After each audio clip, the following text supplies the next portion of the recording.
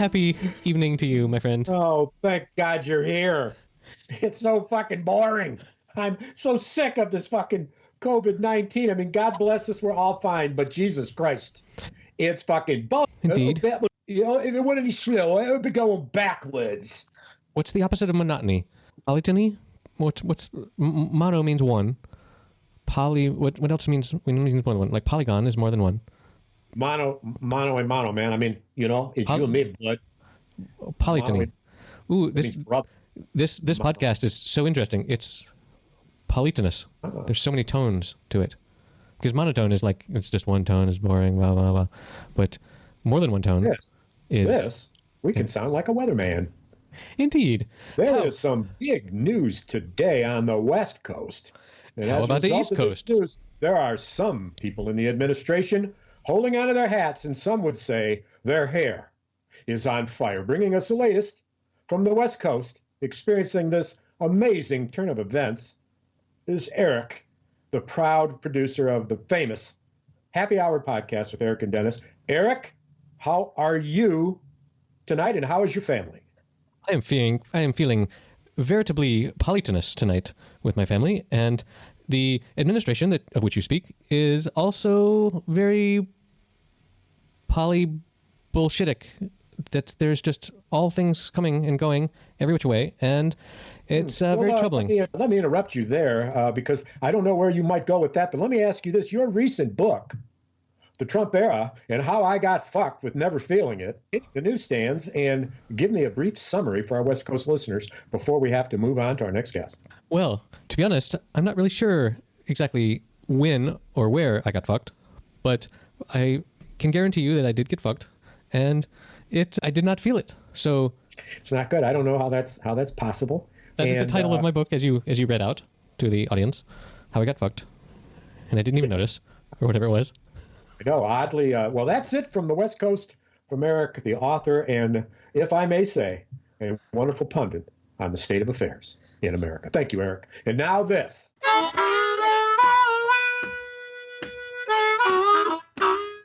Just before we started recording, I watched and then sent you a YouTube video of Black Jeopardy with Tom Hanks on Saturday Night Live. There are several different skits of Black Jeopardy. This was the second one that I saw, but Tom Hanks just fucking nailed it. He embodied the dumb hick Trump voter, but in a way that made the point that the poor white voter has so much in common with the poor black voter, and it was just like the whole thing was so what a clever conceit. That's what I want to say. Yes, and Will Ferrell is the host. No. It wasn't him. It was, who was it? Will Ferrell is normally the host of Jeopardy, but this was the African American the other guy. Yeah. Oh, you get his name quick. Yeah, he's delightful.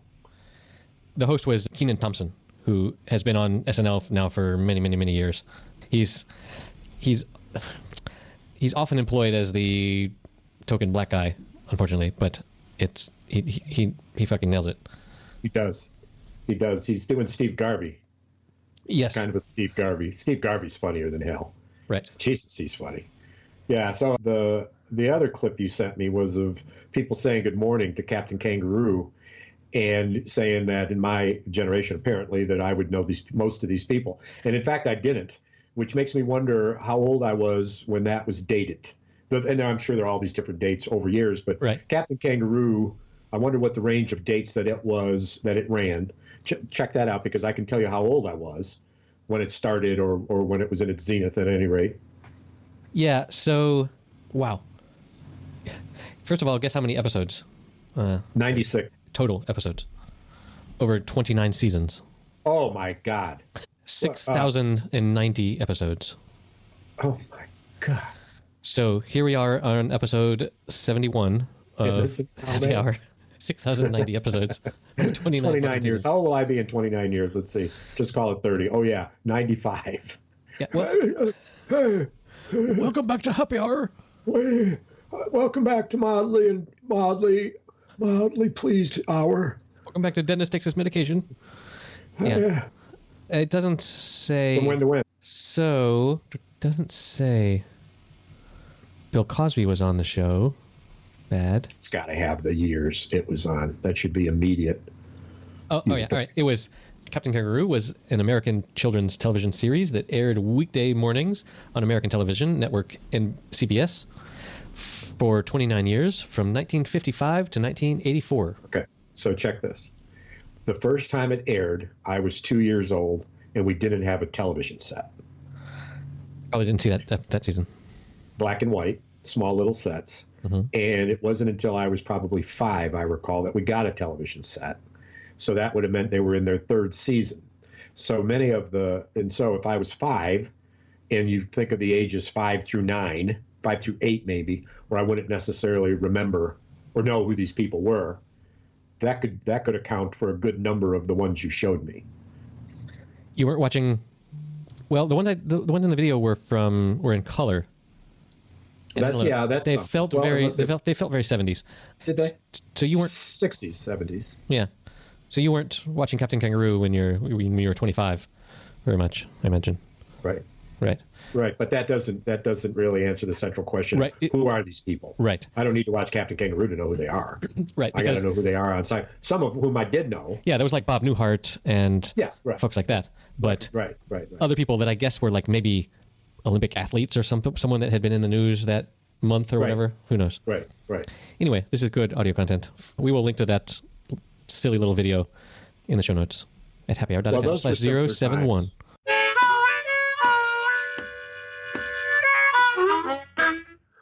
Those were simpler times. I remember the introduction of the Twilight Zone, which was in black and white. Well, simpler times because you were a child.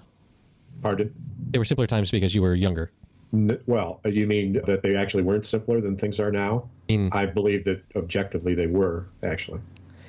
Yeah, see, this is... The 1950s was an amazing time of prosperity and calm, government calm. Right, for white people.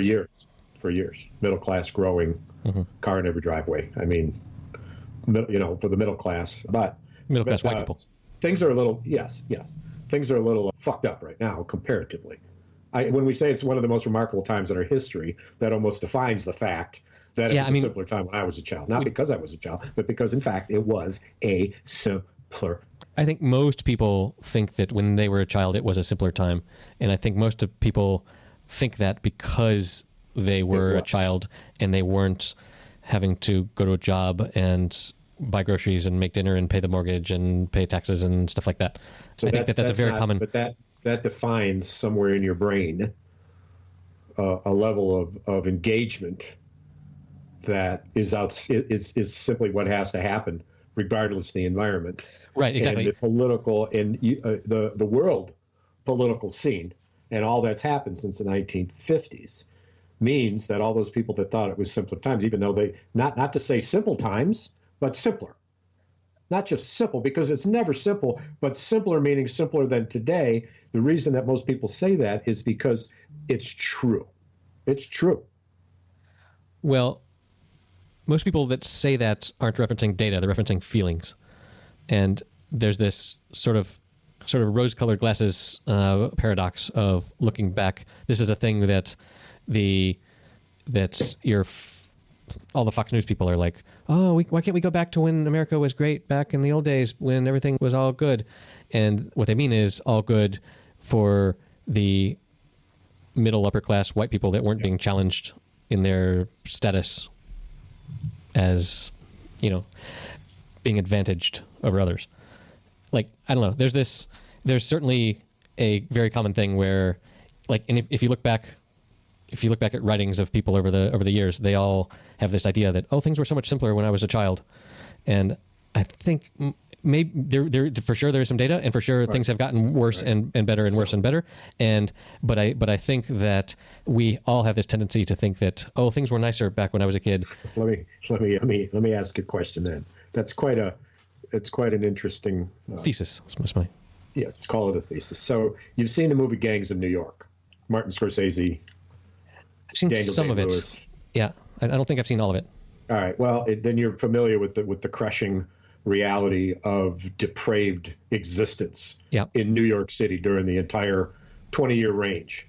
I tell you this, that the people look back when they were a child during that age, would not say it was simpler then. Yes, sure. They would say, and for every generation, for some number of generations, depending on the Great Depression or the World Wars or whatever, right? Mm-hmm. Then that starts to ebb away at the idea that the veil of rose-colored veil, if you will, which I'm familiar with it. You remember the good times, not the bad, and you're putting stardust on the memories, and you just assume because you're looking to comfort yourself, and so you just kind of go there. It's a better place to be anyway. I understand all that, but then environmentally, right? And you say data. It's certainly data, quantitative and qualitative data, meaning you can look at measurements of, well, was it simpler in terms of health? Was it simpler in terms of jobs? What was the unemployment rate? Was it simpler instead of housing? What was the number of, of housing starts that were necessary for the general population? Boom, boom, boom, data driven, but also qualitative, which is what was it like to go to school? What was the status of the churches and the neighborhood groups and whatever? What by any measures of societal organization, this can be data informed and can be qualitative. What was the general feeling of the public? For example, what percentage of the people that year generally liked the direction that the country was going? And if that percentage is compared to this percentage this year, for example, that would be an interesting data point. That's a quantitative. It's quantitative, but it's also about a judgment, about a personal opinion. Yep. So it's a quantification of a qualitative question. Yeah, baby. Yeah. Well, whatever the fuck that means. It's like we're quantifying the qualities, man. Yo, baby. Well, how many? The real question is, how many of the shit you had was good? What you drinking? What you sipping on? Sipping on the future, bruh. Looks like a shot of whiskey in your hand. Sipping on the future. Are you familiar with the future? Are you familiar with the work of Steven Pinker, who has Steven Pinker and his work about the future? He's even pinker than the other Stevens. Is Pinker a thinker, or does he just tinker? He does all the things. No, but I heard he was nervous. He's got a problem with his sphincter. Steven Sphincter, the pinker thinker, and when he closes one eye, no, he wrote this book almost 10 years ago now called Better Angels of Our Nature, where he went and looked at quantitatively how peaceful the world is in general, and using a certain set of criteria. Using, I guess, violent death, I guess, is a metric you could use. How many people die violently? Not necessarily war, but die violently. Crime, war, everything. And I've not read it, but I've heard several interviews with him, and he came out with the pretty clear result that the world is safer now than it's ever been in the past. Like there's so much more peace now than there ever was, and which goes totally against what you would think if you watched like the news every day, because the news is in the business of scaring you into thinking that what you don't know about escalators might kill you, and shit like that. Watch us at 11 so you can sit through all of our ads that we have, and so but like it's which is arguing on your behalf against what I was saying before, is that yes, I'm sorry. Yes, it's arguing on my behalf that the world is actually better now than it was before. Like you have this idea that it was better in the 50s. I never used the word better, not one time. You said the word was simpler. Simpler. No other word than simpler, which isn't about better at all. So maybe you're misunderstanding a bit of the entire predicate of the conversation. So we replay and delete the last several minutes. I don't speak English, so it's not to embarrass you. Simpler. I'm pretty simple. We weren't talking about better, bro. We're talking about simpler. There's a difference. It's either simple or complicated. Otherwise, you're talking about good or bad. Good or bad seems to me to be more of a judgment, almost a moral, ethical, kind of heartfelt, emotional thing, where what I'm talking about is either simpler or it's more complicated. You've missed the point, old man. I have to tell you. For sure, in a world where, all the races are segregated, that's more simple because there are clear lines drawn, but better it is not. So we're going through a complicated time. In the 50s, things were simpler because everyone had their place defined by society, and now we are trying to break those norms, and it does make an omelet out of our eggs, so to speak. It does. And well, be careful not to put all the eggs in one basket, eh? Well, you drop them, you're going to make an omelet, man. You know what? Here's the thing. You don't make an omelet while breaking some eggs. It's true. And you don't make a basket if you don't got no eggs. If by eggs you mean testicles, I agree. I think that's what you mean. That is the Spanish slang. You're going to stop making up slang. You could do that. We could copyright the words. And then we could talk like Slang Blade. Oh, yeah. Let's see. I got to remember that. I never hurt nobody. No, that's nearby, but I don't know. Something about putting the bottom tooth out in front and talking like whatever. Yes, I met him. I met him, and I never took the hair in his head. I had to take that blade off. I can't remember it. I'd have to listen to it. He murdered a bunch of people, right? Yeah. If I heard it, spoilers. 1 second, I could completely imitate it. Find it and put it in the chat box, and we'll give our listeners a thrill. And no one had ever heard of Billy Bob Thornton before. That's not exactly true. He wasn't well known. Billy Bob Thornton had a number of smaller. I'm generalizing myself into the entire population. I'm saying no one had heard of him. You sound like Donald Trump. You know, until I started talking about it, people didn't know that Lincoln was a Republican. Right, exactly. What the fuck? What are you saying? No, so who's everybody? You mean? Did you know about Billy? Do you know about Billy Bob? Before that? Yeah, Sling Blade. Oh dear. Well, and then to think, powerful movie. And then to think that jarring. Like if you had told anyone the star of that movie is going to marry Angelina Jolie, it would just be like, what? Because he's not. Or if you added to it for a time. Well, yeah.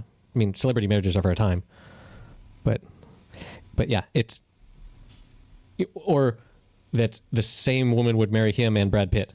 Like that's even, you can leave her identity out of it. Brad Pitt is in the news because his hygiene issues are raising some eyebrows. It became clear after an interview with a magazine just last week that Brad Pitt forgoes showers for using baby wipes instead to clean his entire body. It's not quite clear whether his aversion to water has been since his childhood, but we know this happened before COVID-19. Over to you, Eric. Well, does he clean his armpits with that? Is that why they call him that? He cleans his Brad Pitt. You always got to clean your Brad Pitt. It gets all stanky.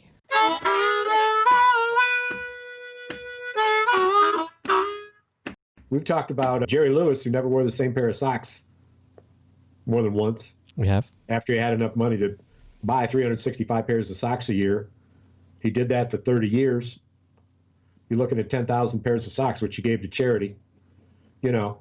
Hey, and these that kids should would be. say, I'm wearing somebody else's fucking socks. Somebody else wore those. Yeah, but just one day. That should be our Patreon goal. To get enough people to go to patreon.com/happyhour to buy us a sock a day. Daily What's socks. What's a pair of socks cost? Actually, they're not cheap anymore. I bought a pack of 5 socks the other day, I think, for $20. Shit. So $4 a day. We need. Let's just round it up. Let's just round it up to 10. 10 for the both of us, or 10? 10 for each of us each day. Those are some nice 10 socks. The first thing, and then another 10, then another 10. So if we did that, here's the question. Here's the question: how long would it take us, with that progression of 10 to 10, to hit $1 million? Well, that's I'm surprised you can't figure this out in your head. That's $730 per year for the two of us. That's our Patreon goal. No, 10, and then 10 more. So the second day is 20, and then 10 more. The third day is 30, and then 10 more. The fourth day is 40. Yeah, I understand. So how long? You do understand? Then why do you say $730? I don't know. So. well.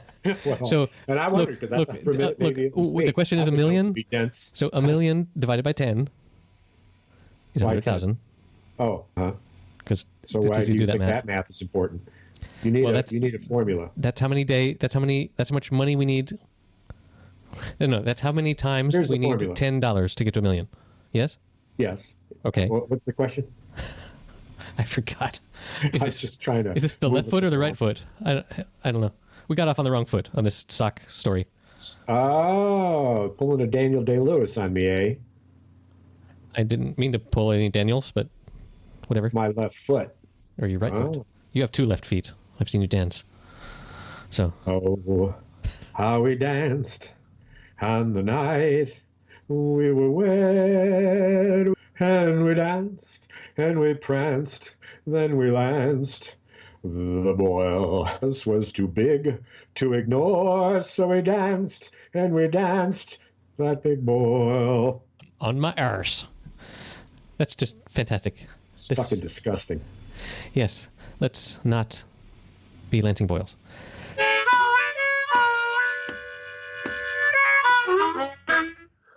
Dennis. Yes, Eric. We referenced last. What? Tell me what. Last episode. There's somebody sitting behind me who wasn't there a minute ago. It's a listener. I think it's our listener who's not really listening on the air. He's listening in person. They're probably driving a car or something. So let's make sure they turn up the volume really loud. So then when we come back, we can talk. Oh, how we danced tonight. Jesus. Okay, so last time we talked, and you mentioned a movie. Which movie? Exactly. That's what I wrote to you. I sent you an email, and I said, I'm pretty sure you said... Manchester by the Sea. I wrote you back. Yeah. I said, I'm pretty sure you told me I should watch a movie, but I can't remember what the hell it was. And you said Manchester by the Sea. I knew nothing about this movie. Except for what we talked about. Yeah, except from that it's... From that last episode. From that it earned... Yeah, well, that's assuming that I remember any of that. No, that it earned Casey Affleck an Oscar. I mean, you haven't edited it yet because you haven't been re-familiarized with it. You are a couple weeks behind, but I don't know why I pay you the big bucks. You just never quite up to speed. Yeah. That's all right. That's all right. But it was not about Manchester United playing a game on the beach. I did not know that there was a town in Massachusetts named Manchester. But I watched it all last night. And it was powerful. It's contained, as we have discussed, my worst nightmare of me being adult. There are spoilers here, so skip to the next chapter marker if you don't want to. It contains my worst nightmare of being a doofus and accidentally killing my children, but not my wife, so she can survive to resent me for it. That was pretty, the worst fucking thing ever. And then it also contains my future fear of trying to parent a teenager, which is in an amazing performance. Amazing performance. He was nominated for Academy Award for the best new actor in a major motion picture. Yeah, he did a great job, and I recognize him from other things. Can't recall exactly what. But remember his name before we're done here, but you'll post it, I'm sure. But it was, and so it was an amazing job by Casey Affleck, but on the other hand, and that's amazing acting, but there was only ever one emotion. He didn't cycle through emotions. He was just bummed the whole time, sad, because life is shit, and depressed. Why would life be anything other than shit? And so, as one would be living that life in that story. But what?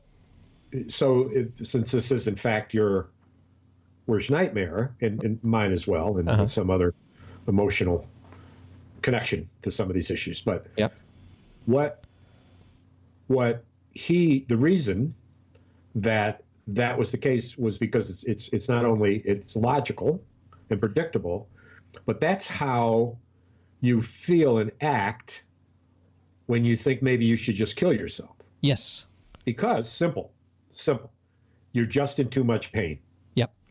And that's why, and I mentioned this last episode, is the kind of the characteristic of the performance, which garnered him an Academy Award, was how he underplayed and acted real in a way that was forceful, without a lot of narrative or language, and he managed to make us feel like he was the unhappiest, unluckiest man alive, and being astounded by how he made it day to day, and the painful engagement between in the movie was an emotional pinnacle for me was when he ran into his former wife, just perfectly played by Michelle Williams, and her new child, having lost all of theirs, and that exchange between the two of them, and a chance meeting it looked like an outdoor mall with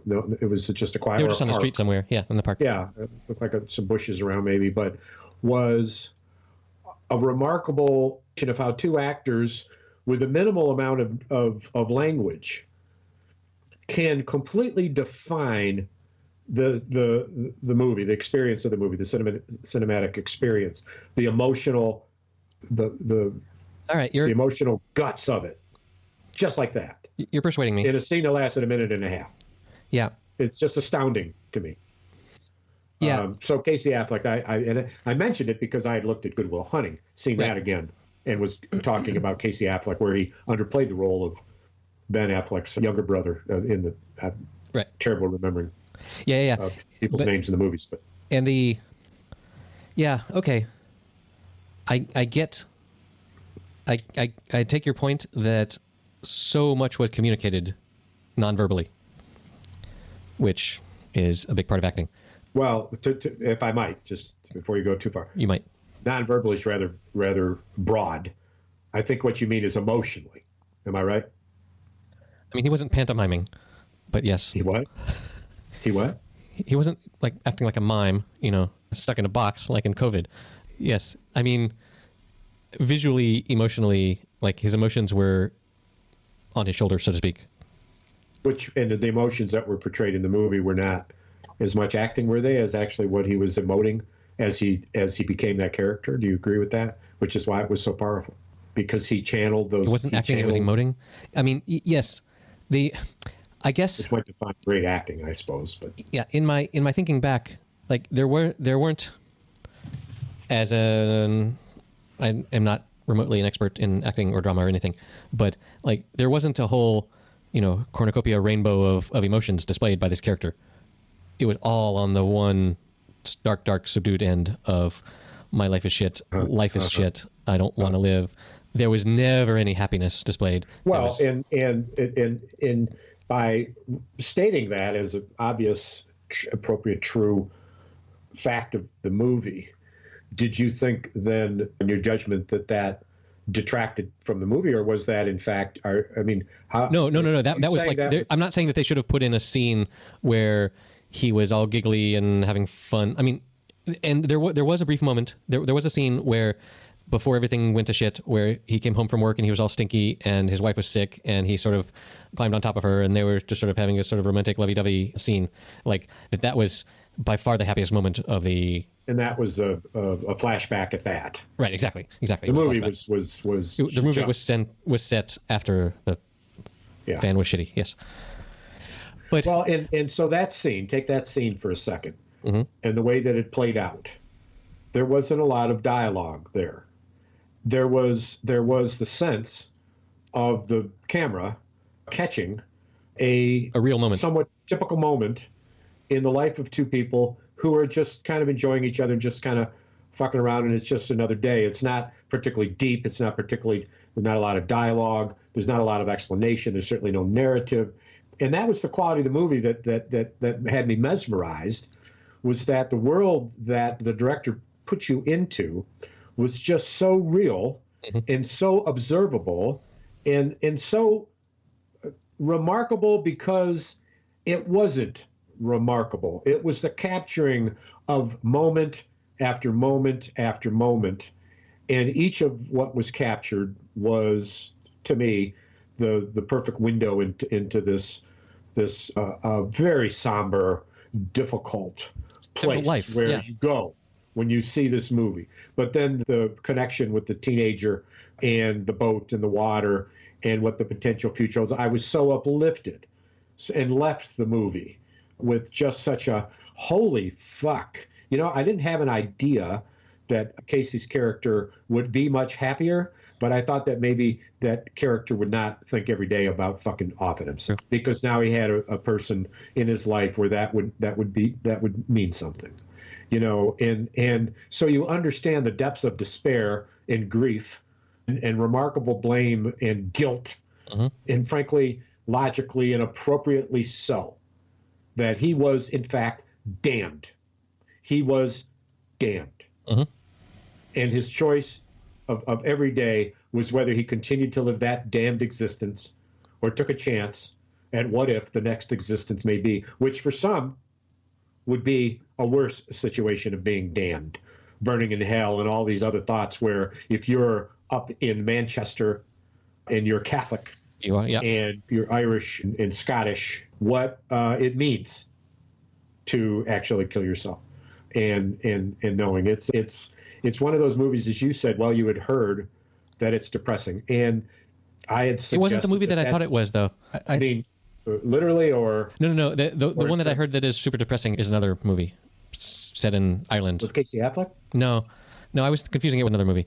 But do you know who he beat to win that Oscar? I looked this up. He beat the young actor who we're talking about in this movie. No, I mean for Best Actor. Oh no. So he beat Denzel Washington. Have you seen the movie Fences? That was big in the Oscars. It's Actually, a story of it's based on a play. An aging couple living in the Brooklyn or the Bronx, or yeah. And no, I've only wanted to see it. I've not seen it. Okay, I saw that on a plane sometime, and it is fucking amazing. It's one of these movies where when you finish it, you realize, oh yeah, that was a play that they turned into a movie, because there was only two scenes. There were only two sets. In the apartment. Yeah, like in the backyard and then in the local bar or whatever. But Denzel Washington is fucking amazing in that movie. He plays. It's all. It's so unlike this Casey Affleck movie. It's all of Denzel's charisma and swagger, and he's an abusive drunk father, but he still has all of his swagger with him, and all of that charisma. And Casey Affleck here has just zero charisma. He's just the biggest downer. But I can see how people you've convinced me that what Casey Affleck has done here is potentially as powerful as Denzel with all of his charm.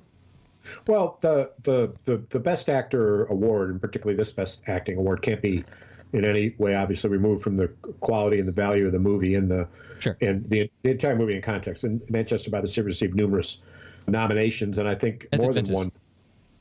Well, yes, but in terms of walking away with the Oscar, and I'll watch Fences. I'll see it, and then I'll be able to opine on that. Casey Affleck's age. The other movie that have we talked about this is the Jesse James movie and the with Casey Affleck and Brad Pitt. You mentioned the Dirty Dog. What last episode? You'll have to find this. Yeah, I did. Assassination of Jesse James by the Coward is the name of the movie. And Casey Affleck played the coward. He would be really good as the coward. He's not the hero. He's not going to play the hero. Brad Pitt is Jesse James.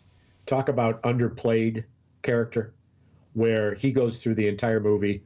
He doesn't say very much, but he is the single most riveting Jesse James that I've seen, and I've seen them all. Oh man, what a cast! All right, I guess I might do this homework for next week. Read it off. Who's the cast? Brad Pitt, Mary Louise Parker, Casey Affleck, Sam Rockwell. There is no Sam Rockwell movie I won't see. Yeah. Jeremy Renner, Paul Snyder. It's looking good. That's all I'm saying. Yeah, well, and you'll like this is from 2007. Wow. It's because of movies like this that in my workshop outside, I have a simple painting that was done by someone in the 1950s. I have no idea anymore where I got it. I might got it in Chicago in my wife's aunt's estate. But it's a paint by number picture of a face shot of a cowboy in a cowboy hat. And he's kind of looking off into the distance. And I see that painting every day. If someone were to say to me, as we've discussed before, so what age and where would you like to live or remember that you did live, which is another way to think about it, I would say the Wild West. Boy, count me out on that. No, thank you. It's fucking stinky and dangerous, and there's no running water. That's the way it is here, bro. Well, water was cut off a month ago. In your house. Times are hard. I had diversion of flushing toilets anyway. You gotta get the soap up into your Brad Pitt. Hey, you use a washcloth on your Brad Pitt or just a plain bar of soap? Well, I tell you, you know what I like to do? I like to use just a bar of soap, and then if the grit's still on it, put it back in the holder so that when my wife uses it, she wonders why it's so gritty. That's funny. I use steel wool. Get up in there. Steel wool. Oh my God. Scrub that red bit. How's your ass? Oh, red. Why? Steel wool. That's too much information. All right, I need you to find an image of what an ass looks like with steel wool being used to clean its. Oh my God, no, that's so bad. What's the matter with you? Where do you come up with these ideas? You're the one conjuring the images. I'm not. You said it. Steel wool. You suggested. Whatever. What do you mean? Ha ha. I've made my point. And now it's your time to say, oh, yeah, you're right. Or, no, argue the point. Not just look at it like, case closed. It's the end of this part of the episode. That's it. Let's move on.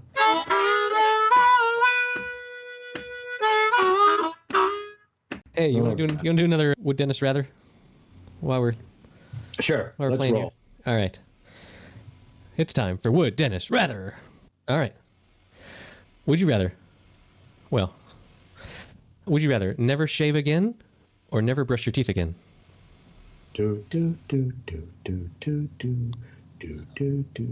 Well, I'd have to say, Eric, that since I have never shaved again, that I'd rather do that than not grossly not brush my teeth. And I guess that 67% of other people agree with me. That is your typical guess. The survey says 80% agree with you. But good. Well, that was simple enough. Yeah, teeth hygiene is very important.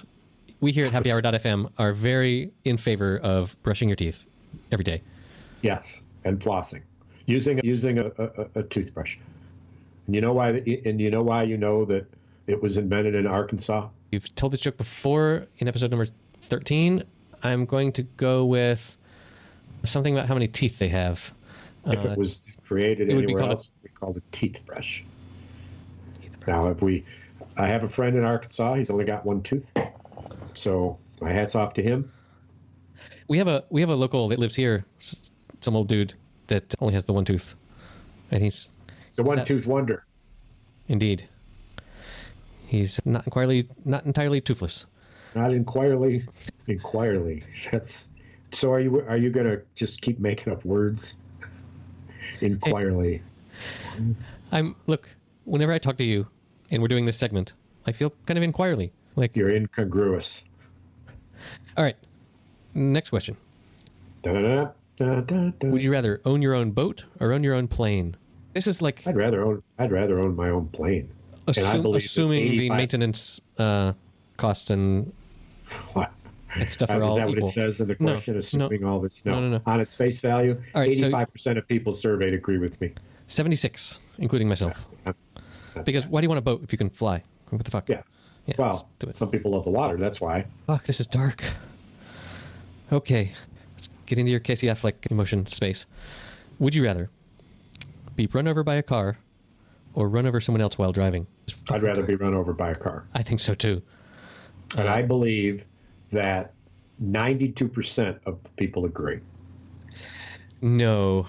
Turns out we have more empathy than most people. 46% agree with us. Oh, my God. Most people would rather run somebody over and kill them? It didn't say kill. It didn't say that it was going to kill you either. Just said run over. What did it say? Be run over. Run over. Well. Yeah. Well, run over. Yeah. It didn't say bump. I mean, one considers being run over by a car end of life. Pretty dangerous, yeah. Or at least totally fucked forever. Yeah. Well, actually, a classmate of my son one day was playing in the street. I don't know if I mentioned this here or not. Just sitting on the curb, and the car next to where he was sitting, somebody got in the car and started to move, and totally ran over this child's leg, like thump over the leg.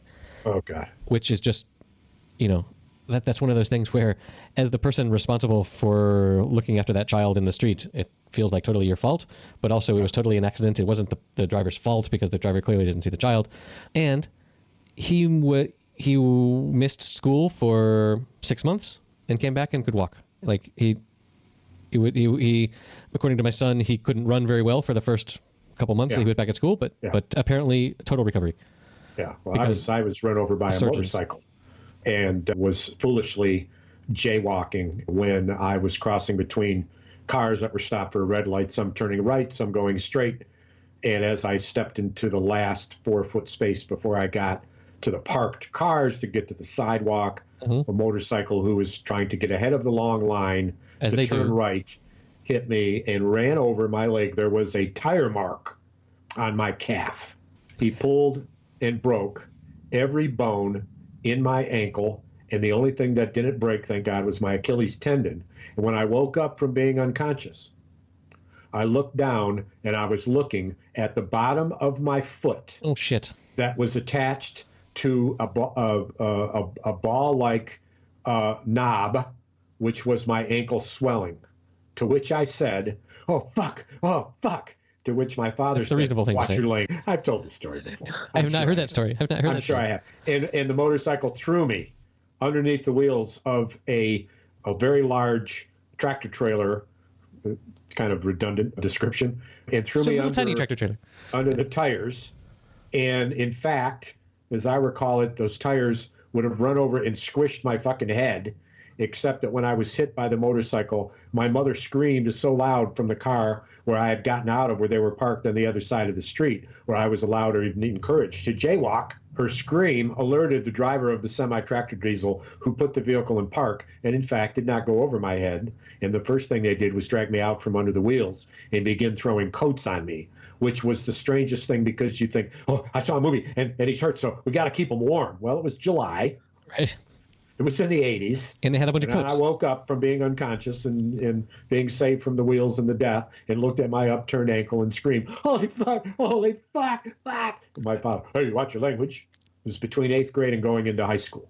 Jesus. So I entered high school, the first day of high school, in a cast, in crutches. And the cast went from my toes, which showed, all the way to my groin, which itched, almost like a Brad Pitt.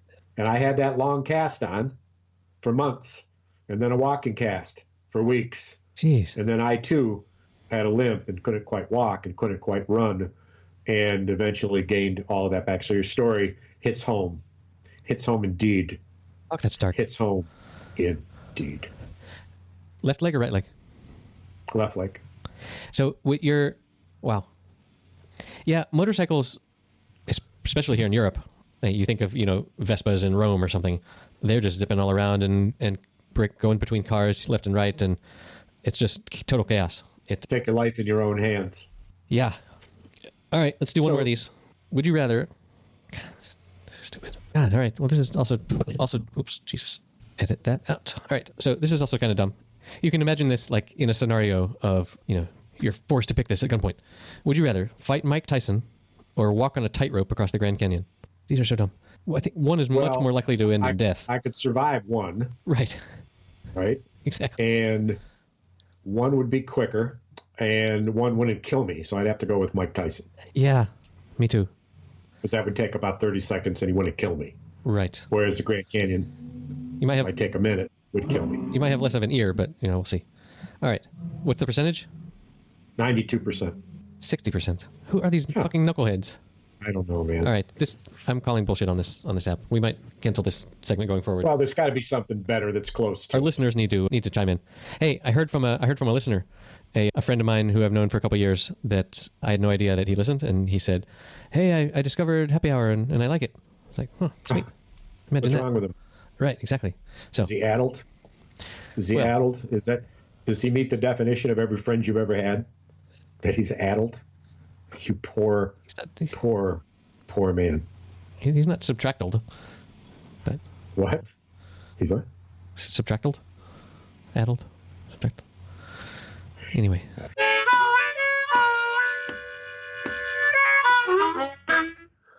So did you edit the episode where I ended on a song? The beginning words of which you see in the back? You haven't got to the episode because you would have to explore the source of my closing tune. I did. See in the back. Did you find it? Well, hold on. There was one where you're talking about a teenage queen. Yes, that's it. Yes, I did. I did make it to there. What did you find? And it seems to be a song by, I'm looking this up because why would I remember? Brown Shoes Don't Make It. Is that true? That's true. By the Incomparable. It seems to be by the Mothers of Invention. Yes. Frank Zappa. You see in the back of the City Hall mind the dream of a girl about 13, off with her clothes and into a bed. And into a bed where you tickle his fancy all night long. This is really like, pedophilia. His wife's attending an orchid show. This is very Jeffrey Epstein. Oh, yeah. Well, I wish you well. I've met her a couple of times, and I wish her well. Trump. Oh, my God. It's very like... He said once, yeah, I heard, yeah, I know him, and I know, yeah, we've double dated a few times, and he tends to like the younger ones. That's what Trump was quoted as saying in an interview years. Yeah. The younger ones. Not unlike Donald. Yeah, well, we still don't know. It sure is tempting to imagine. I wouldn't. Epstein's fate. I'm not in the group of people that thinks that now it's quite clear that Trump will lose. I sent you a link to an article that I thought was particularly incisive on understanding that polls do not predict anything, but what they do is that they measure a current situation, and in this case, the current situation is bad news for the campaign, and the Trump campaign. Yes, but I don't underestimate the potential of him winning the election, because I think Putin likes a good fight. Did you see there was a New York Times, I guess an op-ed about how, anyway, the author went and talked to the journalists and the TV pundits, which are two different categories in my opinion, where of the people that are experienced in covering election nights, and like how we cover election night, and others that are experienced in actually looking at the numbers and looking at the values and the data and stuff. And the people that are used to being on camera are very confident that, election night's going to come and we're going to have a winner, et cetera, et cetera. And the people that are used to actually looking at the real data are fucking terrified that it's going to be a total disaster. We're not going to know before Thanksgiving who won. We're not going to know, maybe well into December, maybe by the end of the year, because it's just going to be such a fucking clusterfuck. And the whole time, Donny Boy is going to be tweeting about what a fucking sham all of this is, and how what a rigged election. It's totally rigged. It's obviously he won. Why are we even counting? This is bullshit, et cetera, et cetera. And just what a fucking tornado of shit November is going to be. Here's a potential, however remote, that could mitigate that, and that is that the turnout in person and the march to and at the voting places will be so incredibly overreaching that there will be no debate on the outcome, even though there may be a debate on the number, because the defeat will be so extraordinary that the numbers that you do know will be able to prove it. The Electoral College defeat will be so enormous that all of the stuff that you say about taking forever won't matter all that much, except for this. While it's going on, and while there are court cases pushed by Trump that may legitimately, in some legal opinion, question the actual outcome of the election until January 20th, when constitutionally Trump needs to step down from the presidency regardless of whether there's an election. It's a separate point of the Constitution. Until that point in time, January 20th, he cannot be indicted. Mm-hmm. Yep. That's why he will resign. Like a badger with his balls in a twist. His grapes. Just knot it up. He will resign. Mike Pence will be president for a brief period of time, and he will pardon Donald Trump. And that's why today... Hey, what a play. He brought in a new legal advisor. I think his name is you. I'm the legal advisor. Sweet. It's about time. Who's on first? No, I've got some advice. I mean, it's you. Okay, well, I hope he can catch Look the pitcher throws. I think I got the guy's name right. Well, it was all over the news today. I should Trump's be the advisor. Shit. Eric Rasmussen. That's a name we remember. Better edit that. Nah, people know my name. Yeah, that's an interesting play. I was workshopping this with my wife earlier, and I came to the conclusion that Biden would be such an empathetic pansy that he would pardon Trump from his jail time. No. In much the same way that what? Biden would be just put on a stake. Yeah, no. But do you remember how much everyone wanted, George W. Bush to be charged with war crimes and stuff, sure. and Obama took office Unlike George W. Bush, who predictably went into a very private life in Texas, maybe not so much unpredictable as you knew him, as a painter. Yeah. Okay? Unlike him, Donald Trump, if pardoned, will continue with his effort to create the Trump Party, the strongest third party in American history, at 30% of the voting public, to which he will charge $6.99 a month for a prescription to the Trump Party network, which will net him $600 million a year for the rest of his life, not counting merchandise. So unlike the conditions and the kind of considerations that the President Clinton had about George W. would be, pardon? Obama followed W. Obama, I should say, with George W. And we wanted, the liberal mob was like, he needs to go to jail for war crimes, him and Cheney and everybody. And Obama came in and was like, no, man, we need to look to the future, man, not the past. Don't look at the past. And the issue with the Bush administration was that wasn't the only issue for which they had the world's awful judgment. There were others, of course. And the movie Cheney that we've talked about. Because they were doofuses, yeah. A remarkable examination of that, and Christian Bale's channeling of Dick Cheney, which is one of the most remarkable physical acting transformations I have ever fucking seen. Yes. I have ever seen. And anyway, there's all that. Yeah, so that would be such a baller move to be like on January 15th to be like, I resign, swearing my buddy, he's going to exonerate me of everything. See you later. Like what a just a twist of the rules. And in the world that we live, in the atmosphere we live, and these are certainly not simple times, the unthinkable is thinkable. The unimaginable has happened. And those of us that got a brain in our skull who imagine the worst possible outcomes and the implications of this fucking maniac being president, we never could have imagined this. Nor could we imagine, admittedly, how this will end. I predicted it will end with his suicide in the White House, because I do believe he's fucking troubled.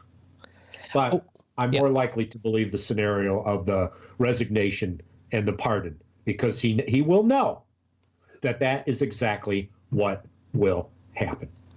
And one thing that I find really interesting that he's shown is just how much of what the rules around the presidency have been is just like a gentlemanly agreement to not be a dick. So many people have had the respect for the office to not be a dick using that power. Right. And that he came in there and was like, well, it doesn't say I can't. Common understandings, show me where I can't have 2 pieces of cake while everyone else has 1. There's no law against that. It's like the president's taxes. Well, the only way that it's legitimate, frankly, to think that question can be answered through the legal system is because the question is about breaking IRS rules and or including, but not limited to, lying to the IRS, which, according to his fixer, Michael Cohen, he did. Mm-hmm. And during Michael Cohen's testimony to Congress, he handed in documents, and the screens of television showed the documents that showed how Trump overvalued properties, which at the time were not valued anywhere near what he had submitted. It's all factual information, and he used that high valuation to be the collateral for these huge loans from the bank in Germany, which has as its supporters the oligarchs of Russia, who bought his estate in Florida at a cost 3 to 4 times its values and then raised it. So he ended up basically with a multi-million-dollar gift. These are known facts. If we know them, and we suspect that there's others, what don't we know? Imagine what that office of the Southern District of New York, with their staff, you can look up the number of staff that they have. We're talking about hundreds of people who work there. Mm-hmm. This is what they've been doing. And the other thing that they're really good at, they're good at waiting. They're good at compiling. They're good at documenting. And then they're good at waiting. And they know that no matter whether or not Barr gets rid of the head of them, which he did in a confusing fucking, I'm resigned, no, I'm not, yes, I quit, no, I didn't, blah, blah, blah. It doesn't matter. All those people who work there that took a pledge to uphold the law, they fucking mean it. Amen. They got a fucking bone in their fucking spine, and they mean it. And they're like fucking meat on the bone to get at the shit that's there. And they are patient. And Trump will know this. Why do I know Trump will know this? Because I know it. If I know it, he's going to know it. He's going to be told this. And there's going to come that moment on January 18th when he says, Bill, make this work. I'm resigning. Pence is president. I need a pardon. Make it happen tonight. And Barr says, I will implement the plan. Ready to go. Ready to go. Immediately, sir. And it shortest will presidency ever. Be. So if you... No, not the shortest presidency ever. McKinley was murdered. But I'm saying Pence would be 2 days under your scenario. I thought you meant Trump. No. But look, hey, if you're president and you're running for re-election, and then the day before, well, he wouldn't, but say the election happens and the results are unknown, and you quit, and you actually won the vote, you got to have a revote for the new VP, I would think. Right, because people voted for you. Well, but I don't think that scenario is legit. I mean, it's not like Trump is going to win the vote. I mean, why? So where have I heard that before? Oh yeah. Right. Well, no, I don't know. No, I'm spitballing. 2016 were simpler times. Now argue the fucking point right there. Argue the point with me that 2016 was in fact a simpler time. Well, you and I were certainly more innocent.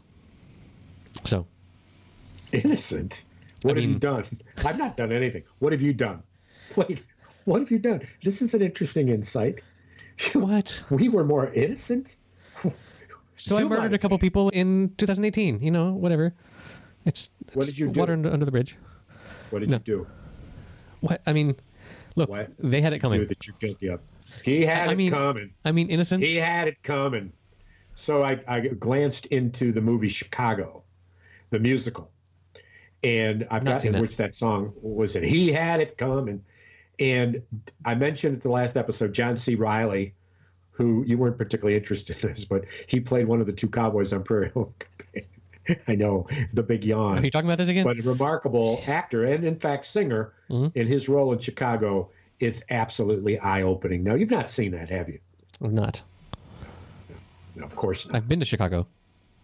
Of course not. But I've not seen... It's a play, right? No, it's a city. Chicago's a city. It's in Illinois. It's a band, right? No, that's Boston. Whoa. What?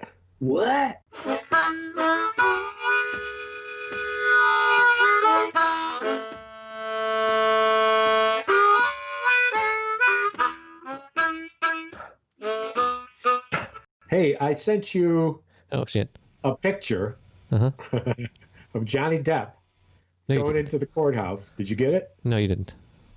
Yes, I did. Here we go again. Do this all the fucking time. I sent you a picture of Johnny Depp via email. Not just you. I think I sent it to Jeff. How long ago? Maybe within the past 2 weeks. Jesus. You can't be expected to remember all that shit you sent me. Well, it's not about remembering. It's you actually trying to state factually that I didn't, instead of saying you might have. What might have been the subject of the email? Alan Green. You could use the word channeling. Anyway, it's neither here nor there if you find it, but I'm sure you'll get rid of this section here. But it's Johnny Depp in his colorful clothing. That the message to you is Johnny Depp channeling Alan Green. It's the title of it. But anyway, I thought he channels lots of folks. So Johnny Depp. He's got some strange fucking movies. You see him play not the Indian, not Tonto, but in a different movie, black and white, of him waking up as an Indian in the desert by the fire. Then it's just firing off any synapses in your slow but functional brain. Is this recent? No, this is long ago. Before? Well, Pirates? What? I don't know. Well, yeah, long ago. I mean, Jesus. This was early. After The Brave is my guess. Name was what? It's called The Brave. A down on his luck American Indian recently released from jail was offered a chance to star as the victim in a snuff film. Fuck. Yeah. That's Well- director Johnny Depp. Jesus. He directed it? Yeah. Oh, that's interesting. I didn't know that. Well, it's a very intense characterization. I mean, it's like a one-man show. It's quite remarkable. I don't know why we talk about that. Listen, I gotta go. I don't know what the ending here is. Who are we? Where are we? Huh? Could you just sing us a song about Trump or something? You know, I had one. What I would Wait a do minute. for tuppence. Wait a minute. If I Wait could a just minute. give it to Wait a my minute. bro Pence. What did I do with it? Is it You had up here? lyrics? Oh, Preparation? wait a second. Hear that? Crinkling of paper? These are sound effects. Johnny Depp was in Platoon? Holy shit. Well, I woke up that morning, and I turned on the news. Amen. Yeah, I woke up at 7, and I turned on the news. From that second till now, I've had the Donald Trump blues. Well, I wasn't scared because I thought he would lose. No way he could win, it was news. Who he screws. Now my country is sick because we got the Donald Trump blues. I got the low-down feeling, gut-wrenching reeling, the Donald John Trumpian blues. Yeah, he's a low-life stealing, a squealing double-dealing, a small-handed Trump of abuse. If we don't fire him first in 2020, we get to choose. Now, there's only 14 verses. Well, we'll have to wait for next episode for the rest of it. Yes, with fucking bated breath. Tune in next time, children. Hello, Captain. Good evening, my captain. My captain. Captain, my captain, by Walt Whitman. Okay, that does it for episode number 71. You can find the show notes with all the cool links to like the Black Jeopardy and things like that at happyhour.fm/071. You can help support the show at patreon.com/happyhour. And hope you guys are keeping safe out there. It's a wild, wild world. We love you. We'll see you next week.